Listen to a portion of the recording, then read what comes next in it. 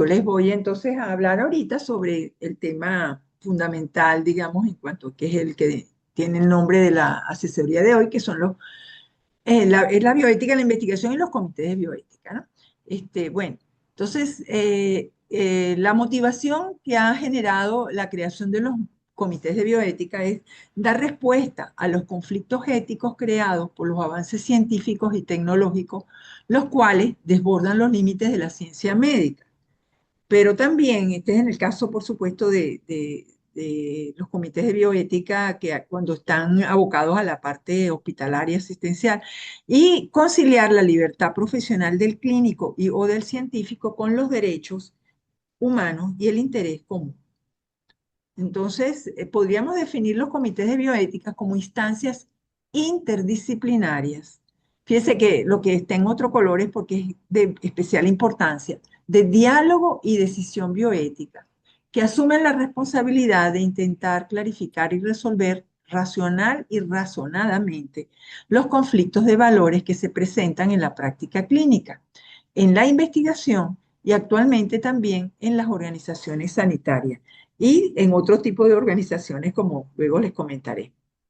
Entonces, fíjense, ya decíamos el objetivo, solucionar aquí me comí una ahí, conflictos de valores. Entonces, estos conflictos de valores se van a presentar dependiendo del área, pues, entre la investigador y los sujetos de investigación o entre el personal de salud, el paciente y su familia, ¿verdad?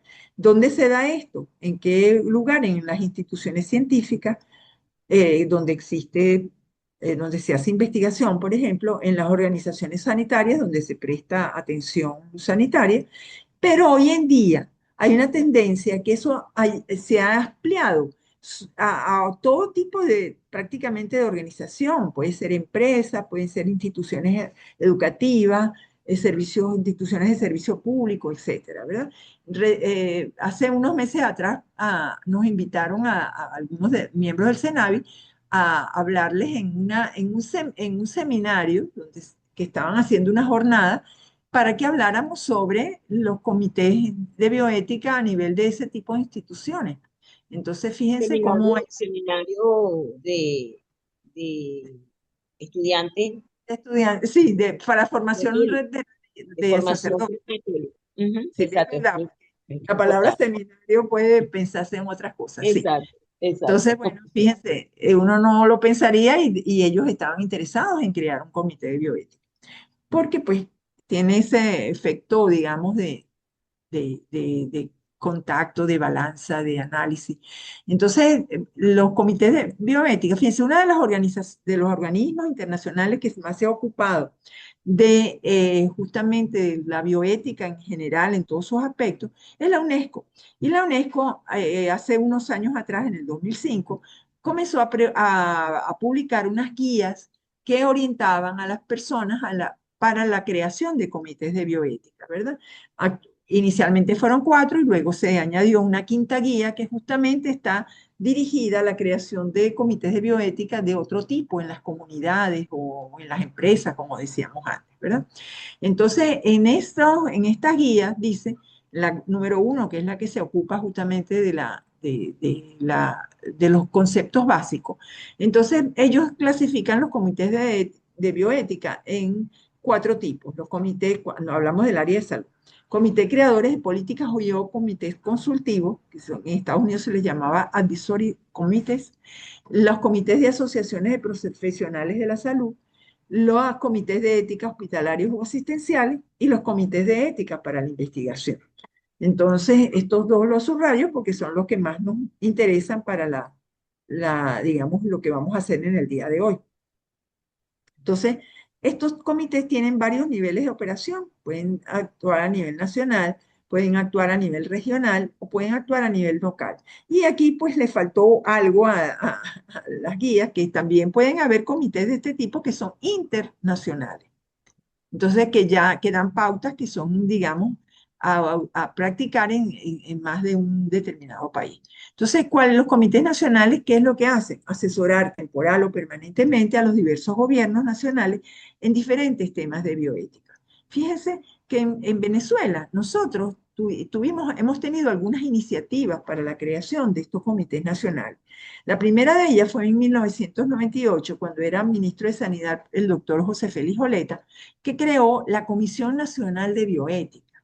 Lo que pasa es que esta comisión se creó, se instaló, pero duró muy poco tiempo porque, bueno, ustedes saben que después cambió totalmente la forma como se vivía en Venezuela. Luego tenemos la Comisión Nacional de Bioética y Bioseguridad en Salud del Ministerio del Poder Popular para la Salud en el 2010. Esta gente de esta comisión pues se entusiasmó muchísimo, organizó unos eventos donde convocó personas dedicadas al área de bioética, pero se quedó como que en el impulso inicial. Después de eso pues perdió totalmente actividad y vigencia, ¿verdad? Y también podíamos catalogar en este grupo la Comisión de Bioética, Bioética y Bioseguridad del Ministerio del Poder Popular para la Ciencia, Tecnología e Industrias Intermedias, que esta sí ha tenido una actividad como más consecuente y el producto más conocido, pues que ya lo mencionaba la profesora Padrón, es el Código de Ética para la Vida, que tiene todas las regulaciones nacionales para la investigación en humanos, pero además de eso en materiales biológicos y en animales. Bueno, entonces nos interesa, decíamos antes, los comités de bioética locales, ¿verdad? Y esos comités locales, que son los que tienen que estar en las instituciones, son de dos tipos, los asistenciales y los de investigación. Como en el caso del consentimiento informado, yo les voy a hablar también voy a siempre a comparar los comités y voy a hablarles un poquito de los asistenciales como para reforzar un poco pues lo que ya ustedes han oído en sus asesorías anteriores. Entonces los asistenciales fueron creados ¿para qué? Para mejorar la atención dispensada al paciente en los centros asistenciales. En cambio, los de investigación tienen como objetivo proteger los derechos y el bienestar de las personas, que en investigación se llama sujeto, y los animales que participan en investigación. Entonces, fíjense, ¿cuándo se originan estos comités? ¿Cuáles fueron los primeros en aparecer? Realmente, las primeras menciones se refieren más bien a los comités de ética de investigación, porque ya desde el Código de Nuremberg, que la profesora Padrón ya les mencionaba en el 46, se habla de que los proyectos de investigación deberían de ser evaluados previamente por un comité pues, que revise pues, los aspectos éticos de esto. Luego tenemos que el Instituto Nacional de Salud de los Estados Unidos también empezaron a promover pues, la creación de estos comités en los hospitales. Luego viene en el 64, está presente en la Declaración de Helsinki, la inicial. También está presente su promoción pues, en el informe Belmont, que también ella mencionaba. Luego en el 81 se creó el Institutional Review Board, que también es una, digamos, estipula pues que deben existir este tipo de comité en toda institución donde se haga investigación. Luego está presente también en las normas de SIOMS OMS y en las normas de buena práctica clínica que ya también fueron mencionadas. Y los asistenciales, en cambio, fíjense, comienzan a conocerse a partir de 1960, cuando en Seattle, cuando se crearon las primeras máquinas de riñón artificial. Realmente había muchísimos pacientes y muy pocas máquinas. Entonces se crearon en esas instituciones donde se hacía esta práctica unos comités que hacían la selección de los pacientes que deberían de ser atendidos. Luego en Harvard se creó un comité específico para hacer las pautas de diagnóstico de muerte encefálica, eso fue en el 68. Luego en el 70 se crearon también un comité para tomar decisiones en pacientes terminales. En el 76 se creó una función del caso de Karen Ann Quinlan, que es muy conocido en New Jersey, donde ustedes saben que hubo una persona que quedó en un estado de coma realmente, y entonces había una disputa entre el esposo y los padres sobre si retiraron o no la respiración asistida. Luego se empezaron a partir del 78 a crear comités específicos en diferentes sitios, y en el 84, por ejemplo, la Academia Americana de Pediatría promovió pues la creación de comités del área perinatológica, pues, sobre todo para decidir qué hacer con los niños que tenían problemas durante la gestación o al momento de nacer, las pautas sobre reanimación, etcétera. Bueno, entonces, ¿cuáles son las funciones de los comités de bioética? Hay unas funciones que son comunes a los dos tipos, ¿no? Que son la consultiva, la educativa y la normativa. La consultiva, por supuesto, la ponemos en una letra más grande porque es la principal función de un comité de bioética. Entonces, obviamente, ¿qué tipo de consultas se hacen? Va a variar. En los asistenciales, que se llaman también hospitalarios, comités de bioética hospitalarios, son conflictos asistenciales y en cambio el de investigación pues son proyectos o protocolos de investigación. Entonces vamos a ver más o menos rápidamente pues en qué consiste en esto. En la función consultiva, en el caso de ya decíamos, en el caso de los comités hospitalarios o asistenciales, se van a discutir situaciones clínicas dilemáticas, ¿ven? Cosas que se presentan a veces con los pacientes, con los testigos de Jehová, por ejemplo, sobre esa discrepancia entre el paciente y la familia y entre el médico sobre transfundir o no, o un paciente, por ejemplo, que se niegue a recibir un tratamiento, también podría ser asesorado acá, o un paciente que se vaya a retirar de terapia intensiva de una respiración asistida. O sea, todos esos casos pueden ser consultados a los comités de bioética para tener una asesoría al respecto, ¿verdad? Pero también pueden ayudar en la solución de conflictos interpersonales, ya sea entre los profesionales que laboran en la institución o los profesionales y el público, pues, o sea, el paciente y su familia, ¿no? En el comité donde yo trabajo hace mucho tiempo, pues hemos tenido conflictos entre dos servicios. Entonces, bueno, ya han tenido que ir al comité para ver hasta dónde, pues, llegan las responsabilidades y poder mediar allí para que se resuelvan. Y conflictos también asistenciales, por ejemplo, que tienen que ver con el destino de algunas áreas dentro de un hospital. Por ejemplo, destinar un ala a una acción muy específica y puede ser que el resto del hospital no se beneficie de eso. Por ejemplo, una vez yo me acuerdo que en el hospital donde yo laboraba se iba a crear un comité se iba a crear pues una unidad de trasplante de médula ósea, pero eso deterioraba otras áreas del hospital, entonces había que resolver el problema, ¿verdad? Ahora, ¿qué es lo que hacen los comités en estos casos? Hacen asesoramiento y mediación.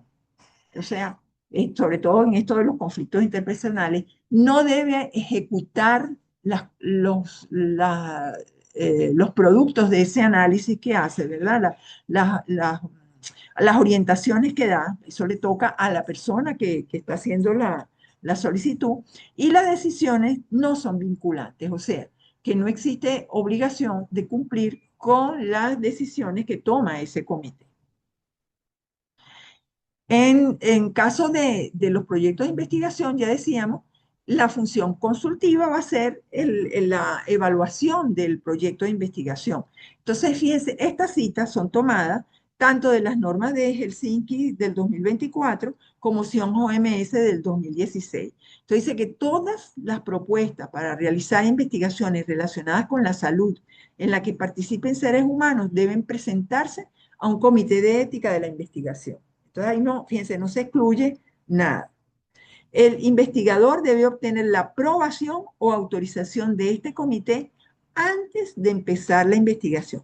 Yo hago hincapié en esto porque muchas veces nos llegan a los comités personas que ya han hecho la investigación y que la quieren publicar y resulta que en la revista les están pidiendo que tienen que tener la autorización o el aval de un comité de bioética.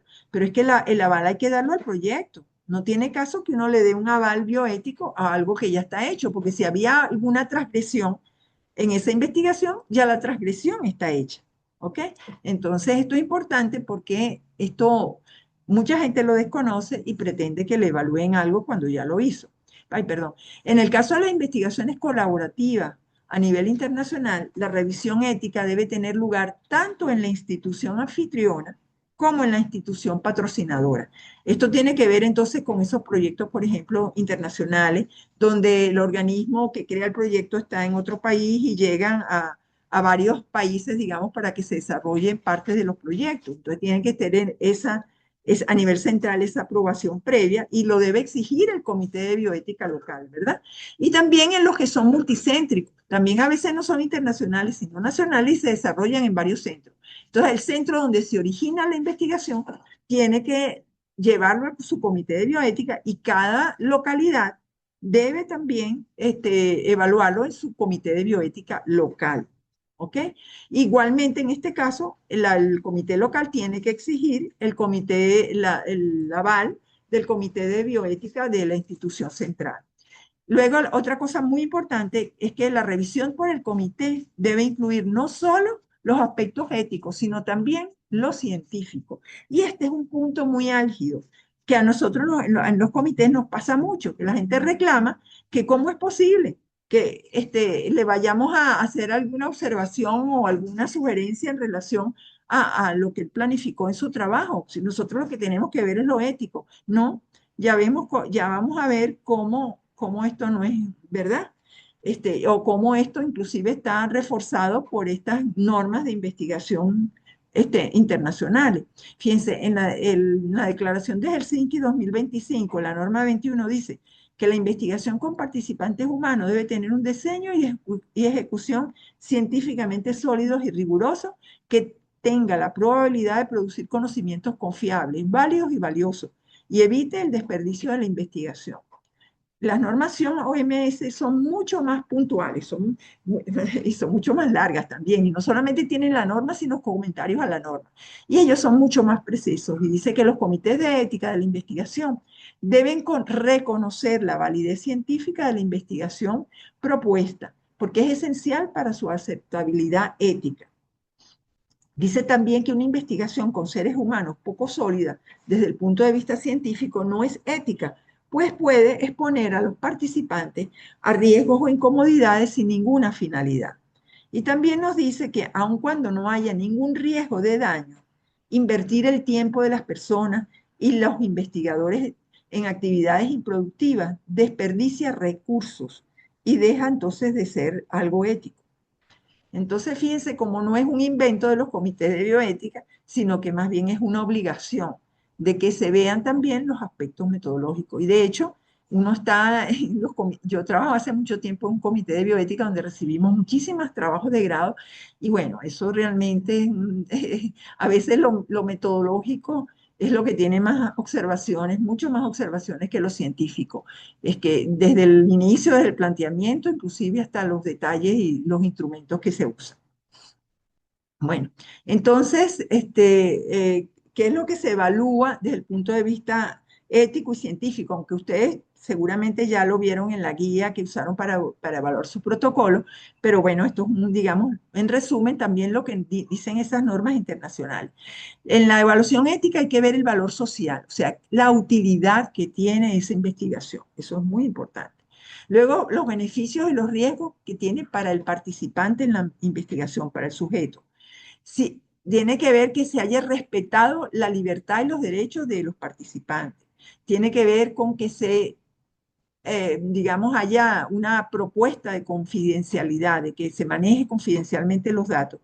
Tiene que ver con la seguridad del participante, o sea, que no se le someta a riesgos innecesarios, ¿verdad? Y que si existe algún riesgo, además, el investigador se responsabilice por eso.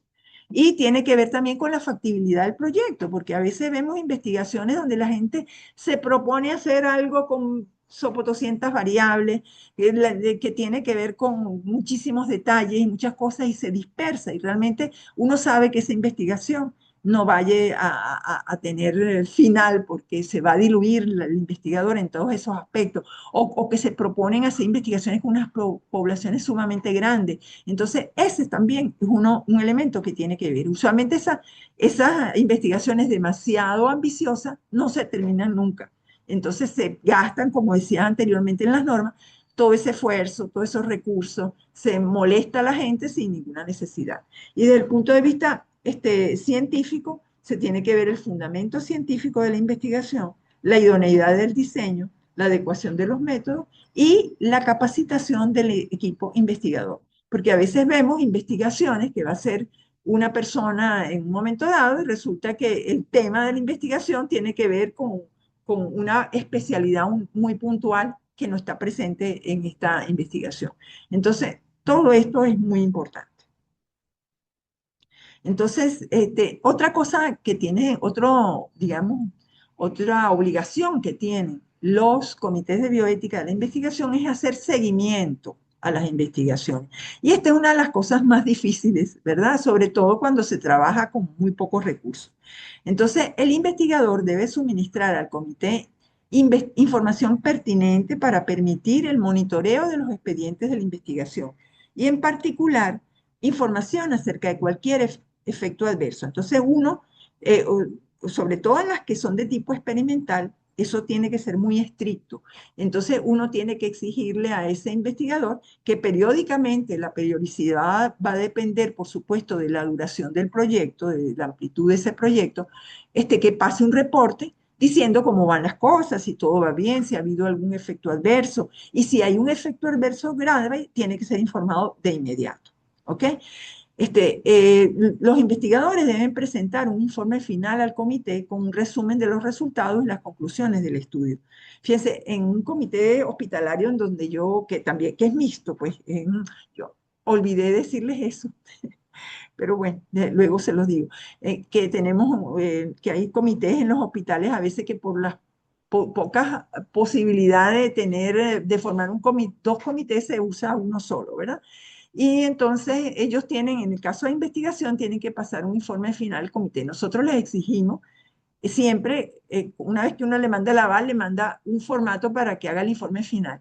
Y si yo les puedo decir que hemos recibido como 2 o 3 en el tiempo que tenemos, es mucho, realmente. Entonces, esto es un requisito pues, que debe exigirse que se cumpla. Luego, cuando hay desviaciones en el protocolo original, debe notificarse a los comités de ética de la investigación. De tratarse de desviaciones permanentes, importantes, los investigadores deben de elaborar una enmienda y esa enmienda tiene que someterse a una nueva evaluación, inclusive si hay un formato de consentimiento informado que cambien, donde cambien los datos, tiene que hacerse nuevamente. ¿Ok? Y por eso los comités de bioética tienen que tener un archivo cuidadoso de todos esos proyectos de investigación que va más allá del momento en que estos proyectos finalizan. Hay mucha variabilidad en el tiempo en que se guardan todas estas decisiones y estos protocolos. A veces hay comités que los guardan 5 años, otros 10 años, pues es variable, depende del tipo de investigaciones que esté monitoreando cada uno o que tenga ese comité bajo su responsabilidad. Bueno, entonces tenemos la otra función, que es la función educativa, en lo que es común a los dos tipos de comité. Y esa función educativa tiene que ver con la formación en bioética de quiénes, de los mismos miembros del comité. ¿Por qué? Porque sabemos que en la mayoría de los comités ahí no todo el mundo está formado en bioética. A veces hay una sola persona que tiene formación, pero tiene que haber interés de los participantes en el comité de formarse. Y el comité va haciendo como un trabajo de una, digamos, formación continua, ¿verdad? Eso va a ser una de las responsabilidades que va a tener, pues, quien comande ese comité. Debe también procurar la formación en bioética del personal de la institución, de la comunidad en general y del personal en formación. Entonces, por ejemplo, en el comité donde yo trabajo, pues nosotros tenemos un curso de bioética para los residentes de ese hospital para por lo menos darle los elementos básicos de formación en bioética, ¿verdad? Hemos tenido a veces algunas hacia la comunidad, en un tiempo hacíamos unos folleticos que repartíamos, una cartelera donde le dábamos a la gente algunos tips, algunas orientaciones de sus derechos, por ejemplo, como paciente, pero, y también hacia el personal de la institución, porque a veces teníamos conferencias o hacíamos realmente discusiones de casos digamos, cuando se hacían discusiones de casos se incluían los elementos éticos. Esto, por supuesto, pues a veces con el tiempo va mermando un poco todas estas actividades, pero no debería ser. Y también debemos estimular la investigación en bioética y conducir inclusive proyectos de investigación en bioética. Se puede investigar en bioética y la mejor, pues, digamos, ejemplo son las tesis de grado de las maestrías de bioética nuestras, que justamente aplican la bioética a diferentes áreas de la vida misma o de sus profesiones, y entonces esas son investigaciones en bioética. Bueno, en cuanto a la función normativa, ambos tipos de comité también las tienen. Los asistenciales, por ejemplo, deben abocarse pues, a la creación, por ejemplo, de protocolos de resucitación cardiopulmonar o de protocolos para hacer el diagnóstico de muerte encefálica, ¿verdad? O para la elaboración, los servicios hacen a veces su formatos de comisión de consentimiento informado y los pasan a la comisión para que los revise, los oriente, se los corrijan, ¿verdad? Nosotros hemos hecho eso con mucha frecuencia. Pautas para ingreso de pacientes a la unidad de cuidados intensivos, etcétera. Y en la investigación también, porque nosotros hacemos, por ejemplo, ponemos requisitos para evaluar los protocolos, qué cosas tiene que presentar en nuestro comité, por ejemplo, tiene que tener el aval de jefe de servicio, tiene que tener, el tutor tiene que haber responsabilizado de esa supervisión y firmar también una carta, tiene que presentar el currículum vitae del autor y del tutor. Entonces, todas estas cosas son pautas que hace el comité de investigación. Tiene que tener criterios de evaluación. Por ejemplo, eso que ustedes tienen en su planilla son criterios de evaluación de los proyectos. Tiene que revisar, tiene que tener formatos de consentimiento informado que le sirvan de ejemplo a la gente que está haciendo el suyo, ¿verdad? Nosotros se los enviamos modelos para que se puedan orientar. Y también, esto también tiene que tener criterios sobre la exoneración, lo que yo les decía cuando hablaba de consentimiento informado, que tiene que ser esta decisión la tiene que tomar el comité y tiene que tener criterios pues, para exonerar el consentimiento y así como eso, otras pautas. ¿Ok? Bueno, entonces vamos a ver cómo deben estar integrados. Aquí también tenemos elementos comunes y elementos que son particulares. Los comunes son que en los miembros principales tiene que haber pluralidad, perdón. Esa pluralidad es de profesión, de sexo, de edad. Debe haber independencia, o sea, los miembros del comité no deben ser, no deben de formar parte, por ejemplo, de las directivas de los hospitales, de los comités, de, ¿cómo se llama? De los comités, ahorita no me acuerdo el nombre, la gente que está dentro de las directivas de hospitales que no son el propio director, ¿verdad? No debería de ser porque en investigación, pues, y en lo asistencial también, debe haber una independencia de criterio, no debe haber algo que haga que uno tome una decisión hacia uno u otro sentido, ¿verdad? Y el número impar, porque eso facilita las decisiones, sobre todo cuando, aunque lo ideal es que las decisiones sean por consenso, a veces no se logra el consenso, entonces el hecho de ser número impar permite tener en un momento dado una mayoría más clara, ¿verdad? Y tienen también, además de los miembros principales, puede haber miembros asesores que pueden ser permanentes o pueden ser ad hoc, o sea, llamarse en el momento en que tengamos un problema específico en un área que no domina la gente que forma parte del comité, ¿verdad? Y esto, pues, como su palabra lo dice, tienen que ser llamados digamos, participan, pero no participan permanentemente, ¿ok? En todas las discusiones, quiero decir, puede haber miembro asesor permanente, pero llamado por la comisión para un problema en particular. Bueno, entonces tenemos elementos particulares de cada uno de los comités. En el caso de los asistenciales, debe haber, por supuesto, personal de salud. Se dice que más o menos las 2/3 partes, ¿verdad? Pero que no sean solo médicos. Tienen que también participar enfermeras, bioanalistas, cualquier otro fisioterapeuta, cualquier otro personal realmente que forma parte del equipo de salud. Se recomienda que haya ministros religiosos, ¿verdad?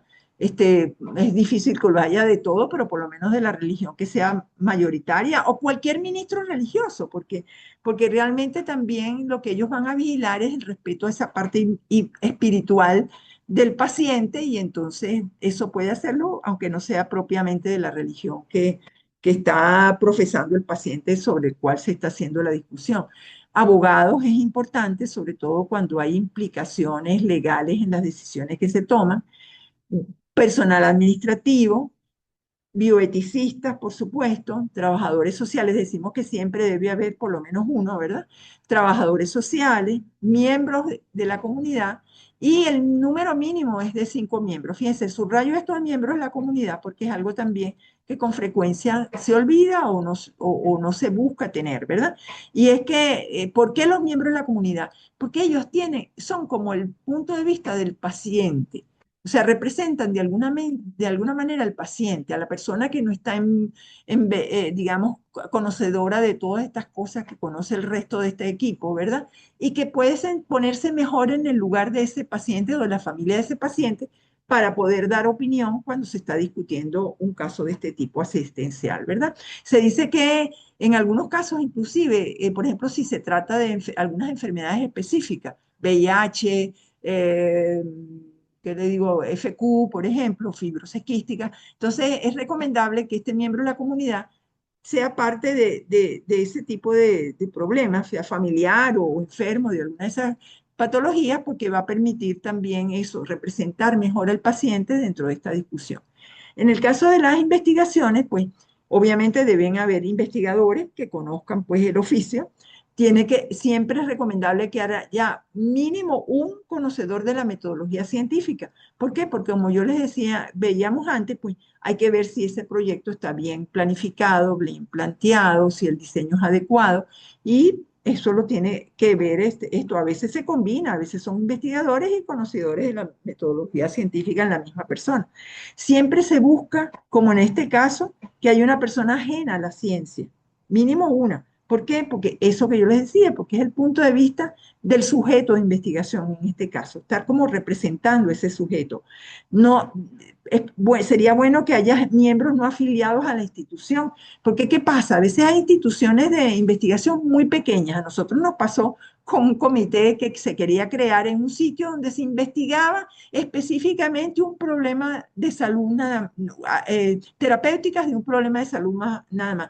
Y ellos iban a hacer su comité con los investigadores que están allí. ¿Verdad? Y de repente iban a incluir, no sé, al administrador o algo así. Pero ellos estarían allí cobrando y dándose el vuelto, porque obviamente que ellos van a aprobar todos los proyectos que se generen en esa institución, porque están todos con esa, digamos, con ese compromiso. Ahí hay un conflicto de interés. Entonces, realmente, ¿qué es lo que te estamos diciendo acá de los conflictos de interés? Entonces, realmente no se debe permitir, pues, que un comité se cree de esa manera. Tendría que diversificarse a los miembros para que pueda ser aceptado. Bueno, ¿qué características deben tener los miembros de un comité? O sea, en primer lugar, esto es fundamental, tiene que tener interés por la bioética, ¿verdad? Porque si esto no existe, eso no va a caminar para nada, ¿verdad? Debe tener competencia profesional, idoneidad científica, técnica y personal. O sea, no puede nombrar en un comité de bioética a alguien que está siendo, digamos, juzgado por algún delito o que se le está imputando alguna falla dentro de su institución, por ejemplo, ¿ok? Él debe tener apertura al diálogo y al consenso, debe buscar siempre eso, que se logre entre todos llegar a una solución. Tiene que tener juicio propio y coraje. ¿Por qué? Porque si en un momento dado esta persona encuentra, no está de acuerdo con algo que se está planteando, él tiene que tener, la idea no es que sea, que se pliegue a lo que piensen todos los demás en un momento dado, sino que él sea capaz de hacer conocer su posición y argumentarla. Ahora, ya después de ese análisis, esa argumentación y todo, pues ya puede ser que no se acepte lo que dice, pero tiene que tener digamos, esa capacidad de defender su punto de vista. Tiene que tener humildad y tolerancia, ¿verdad? Eso, no querer ser siempre el que tiene la razón. Debe tener prudencia y dentro de esa prudencia está el compromiso de confidencialidad. Los comités de bioética lo que se hable en un comité de bioética que debe quedar allá adentro. No puede estar divulgado ni comentado con los amigos ni nada de esto, ¿no? Porque esto no está bien, pues, realmente. Luego la disposición al trabajo desinteresado, yo pongo acá, pero este desinteresado es sobre todo en nuestro medio. Les quiero decir que existen en la mayoría de los países y sobre todo en los países desarrollados, los comités de bioética son, digamos, grupos que se crean con recursos que a las personas que trabajan en esos comités se les paga su tiempo, se les paga su labor, ¿verdad? Y algunos de ellos son comités independientes, pues que funcionan sin estar asignados a ninguna institución en particular, sino que reciben trabajos de diferentes entidades, ¿verdad? Y los evalúan. Un ejemplo de ese tipo de comité es el nuestro del CIVI-CENAVI, ¿verdad? Pero hay, en la mayoría de los países hay esos comités independientes que además son mantenidos o por el Estado o que generan o son mantenidos por compañías, por ejemplo, donde se hagan problemas de proceso de investigación, etcétera. Y entonces, pero por supuesto, siempre con todas esas precauciones, pues, de que no haya influencias extrañas en las decisiones que toman, ¿verdad? Pero en nuestro medio hay que tener hay que existir, tiene que existir esta condición por los momentos, ¿verdad? Porque los comités de bioética nuestros trabajamos por querer ayudar y por el amor al arte. Realmente no existe ninguna remuneración por esto y sí existe mucho tiempo dedicado a la revisión de los trabajos. Y la formación en bioética no es indispensable al inicio, pero como les decía antes, la persona que entra en un comité de bioética tiene ese compromiso pues de irse formando. ¿Cuál es el método que se utiliza en los comités de bioética? Es la dialógica o estilo socrático, o sea, la deliberación, que es la confrontación de las ideas. Entonces, la deliberación es confrontar opiniones para tomar decisiones sabias y prudentes ante situaciones particulares que escapan de la simple aplicación de la norma o ley, teniendo en cuenta y respetando los intereses y valores de todos los involucrados, en la medida que no afecten unos mínimos de no maleficencia y justicia. Fíjense, esto es aplicable, por supuesto, a todos los tipos de comité. ¿Ok? Bueno. En cuanto a en qué se fundamentan las decisiones que se toman en los comités de bioética, esta fundamentación también es compartida por los dos tipos de comités. Se fundamentan en los principios bioéticos fundamentales, o sea, uno analiza los protocolos o las situaciones en función de ellos, en el respeto a la dignidad y a los derechos de la persona, o sea, se ve si hay algún irrespeto a los derechos de las personas en estos casos. Los códigos deontológicos profesionales, pues el médico es el más conocido, pero también puede ser que esté implicado otro tipo de profesional de la salud y tiene que tomarse en cuenta su código deontológico, las leyes civiles, ¿verdad? Y en el caso de los comités de investigación, en las normas nacionales e internacionales que regulan la investigación, que ya las mencionó previamente la profesora Marisa. En cuanto a leyes civiles, pues todas estas son aplicables, la Constitución, la Ley de Salud, ahorita todavía no tenemos proyectos así ya, digamos, definitivamente aceptados. La Ley de Ejercicio de la Medicina, que hay que corregir aquí porque hay una nueva revisión del 2020 que les decía la profesora Padrón, la LOMNA, que es la Ley de Orgánica para los niños y adolescentes, el Código Civil, el Penal, la Ley de Medicamentos, todo depende de lo que se esté evaluando, de la situación que se esté evaluando o del protocolo que se esté evaluando, ¿verdad? Y además hay que tomar en cuenta los reglamentos de la propia institución. Eso es importante, ¿verdad? O sea, ese hospital o ese centro de investigación va a tener unas normas y esas normas hay que respetarlas. Por ejemplo, que tenga que tener una autorización específica, entonces esa norma hay que respetar. Entonces, ¿cuáles son las decisiones en el caso de los comités de ética para la investigación? Puede haber aprobación del proyecto, puede haber aprobación luego de aclarar dudas o realizar modificaciones, en ese caso uno devuelve el proyecto con las observaciones y esa persona luego hecha las correcciones tiene que enviarlo nuevamente y otra vez se somete a la consideración del comité. Y la otra cosa es el rechazo. Realmente no son frecuentes, pero pasan. A veces hay rechazo y de protocolos que no podrían ser aprobados ni siquiera con corrigiendo cosas o realizando modificaciones. Ahora, una cosa bien importante que se diferencia de lo que hablamos antes del asistencial es que las decisiones aquí son decisiones vinculantes. ¿Esto qué quiere decir? Que proyecto que sea desaprobado, rechazado por una comisión de bioética, no se debe digamos, de desarrollar. Bueno, entonces vemos que es posible pues que... Déjame aprovechar ahorita el momento para hablarles de algo que se me pasó antes, porque no me salió el cuadrito. Y es que lo que yo les decía, que a veces las instituciones, sobre todo cuando no son muy grandes, tienen problemas para crear los dos tipos de comité, para tener uno de investigación y uno de asistencial. Y entonces, y además de eso, a veces hay un comité que tiene un poco trabajo y en cambio el otro tiene mucho trabajo. Entonces, lo que en muchos de los hospitales se crean comités mixtos que tienen las dobles funciones, o sea, de investigación y de asistenciales, y entonces ahí viene el problema de que hay que hacer como que un híbrido en cuanto a en cuanto a a la integración de los comités, pues hay que tener personas que cumplan con los requerimientos de ambos tipos de comité. Entonces, hay mucha gente porque tiene la inquietud de, o a lo mejor se motiva pues a crear dentro de su institución un comité de bioética. Y es bueno saber que eso no es una cosa así de soplar y hacer botella, ni de magia, pues con la varita mágica y se crea, sino que es un proceso. Y es un proceso que requiere tiempo y requiere tiempo también para su consolidación.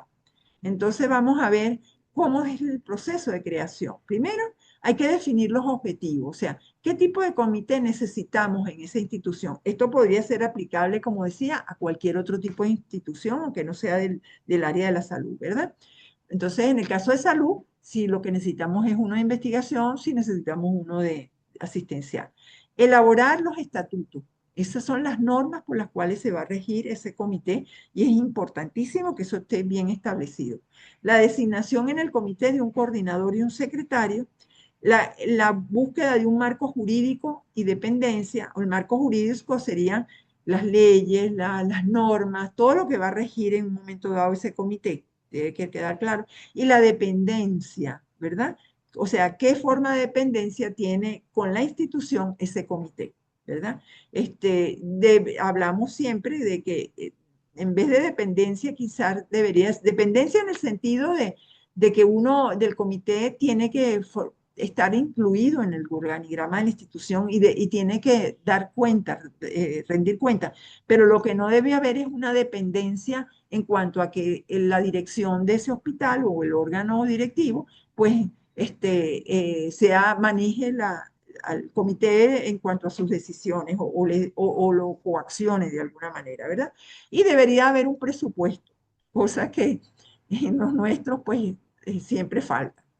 Por lo menos, si no se da un presupuesto, debería la institución dotar de los requerimientos mínimos para funcionar, tener, por ejemplo, un área, una computadora, una secretaria, etcétera, pero hay veces que ni siquiera con eso se cuenta.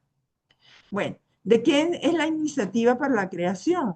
Puede ser de la comunidad de esa institución, ¿verdad? O puede ser de la institución misma, que haya la iniciativa, ¿verdad? Y debe haber, como les decía antes, apoyo de las autoridades en cuanto a todo el financiamiento o el apoyo en las cosas que se necesitan, pero siempre respetando la libertad de las decisiones. ¿Qué tiene que tener esos estatutos? Tiene que tener misión y visión, objetivos, cómo está integrado, las reuniones, tipo, frecuencia, lugar, quórum, las normas y los procedimientos que se van a utilizar para la evaluación ya sea de los casos o de los proyectos, cómo se toman las decisiones, qué carácter tienen esas decisiones, si son vinculantes o no, cómo se comunican, el tiempo de respuesta que se da después de que se hace una consulta, el acceso, cómo se accede a a esa comisión, qué requisitos debe tener, ¿verdad?, para acceder. El compromiso siempre, que les decía antes, de privacidad y confidencialidad, cada uno, el presidente o coordinador, hay gente que en algunos casos lo llama presidente y otro coordinador, bueno, va a tener sus funciones, ¿verdad?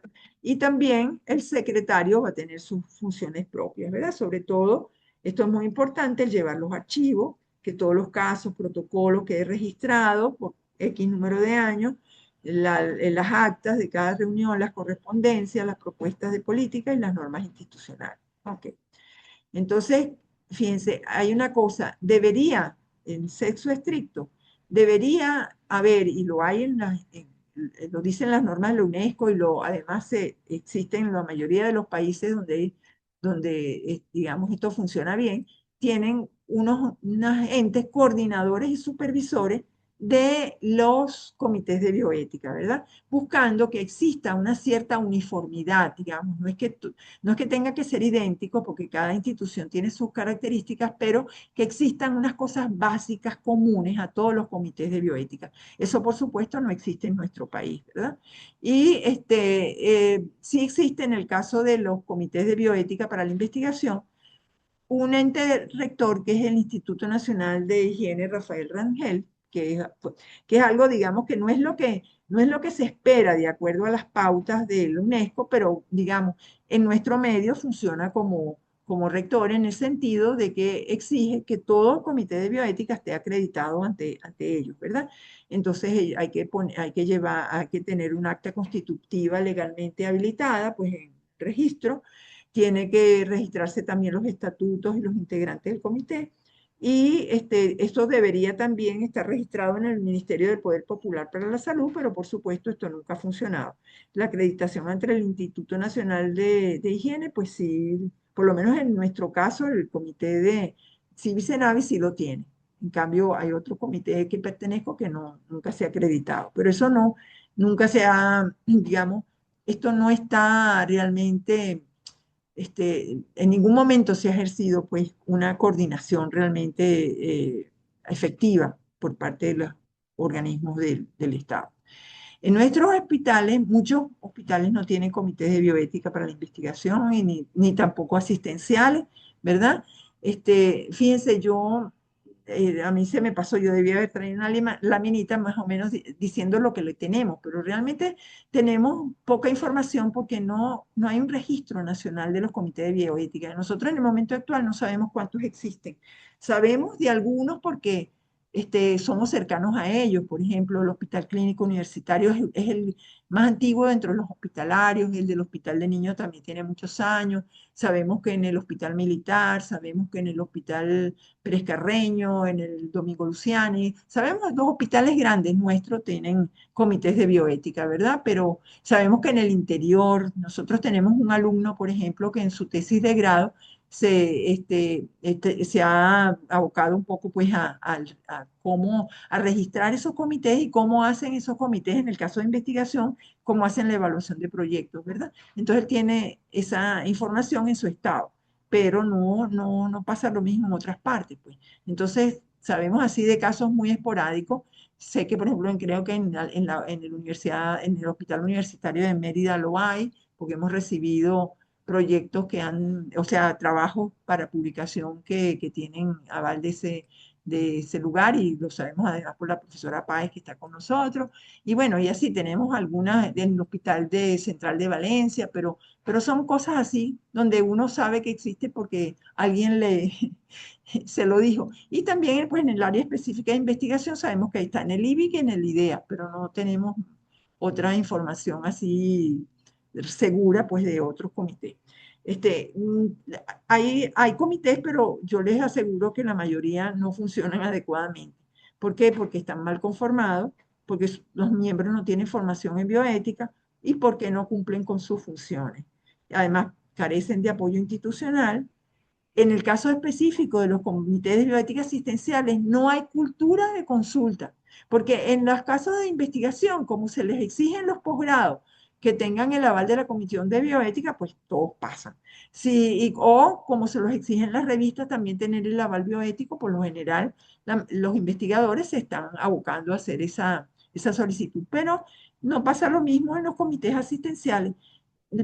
Raras veces llegan a los comités asistenciales consultas, a pesar de que existen muchas situaciones dentro de esos hospitales o dentro de esos centros asistenciales, no necesariamente hospitales, que pudieran beneficiarse pues de esa asesoría de los comités de bioética. Y por eso es que yo decía que a veces hay comités de estos mixtos que tienen hipertrofias de unas funciones y detrimento de otras. Pues, caso, por ejemplo, del Hospital de Niños, tenemos muchísimos trabajos con los trabajos sobre todo las tesis de grado, en cambio, muy pocas veces nos consultan, pasamos a veces un año sin que se nos consulte un caso de bioética asistencial. Otras dificultades son el logro de la multidisciplinariedad. ¿Por qué? Porque a veces cuesta conseguir esa variedad de profesiones, esa variedad de sexo o eso. Ahorita, por ejemplo, en la medicina predominamos mucho las mujeres. Habemos muchas más personas de edades más avanzadas. Entonces, realmente cuesta a veces, o hay menos entusiasmo en algunas, digamos, de las otras profesiones de la salud de participar, o es que simplemente tampoco nos hemos invitado adecuadamente a estas personas. Pues la renovación de los integrantes, los estatutos dice que se deben renovar cada 2 o 3 años, por ejemplo. Eso casi ningún comité lo cumple, pues hay muy pocos realmente que lo hacen porque no hay personas con quien hacer esa renovación. Entre paréntesis, cuando se renuevan los integrantes, debería siempre mantenerse por lo menos uno para darle continuidad al comité, pues. Hay carencias de mecanismos de cooperación y comunicación entre los comités, cada quien trabaja a su manera. Hay falta de la cultura de consulta, que ya lo dijimos antes, y hay otra cosa importante, que sobre todo en los investigadores ya de oficio, pues la gente que ya son profesionales, que se resisten a que les evalúen sus trabajos de investigación, porque ¿cómo puede ser que una persona allí que no tiene idea de el área en que él investiga le vaya a evaluar su trabajo de investigación?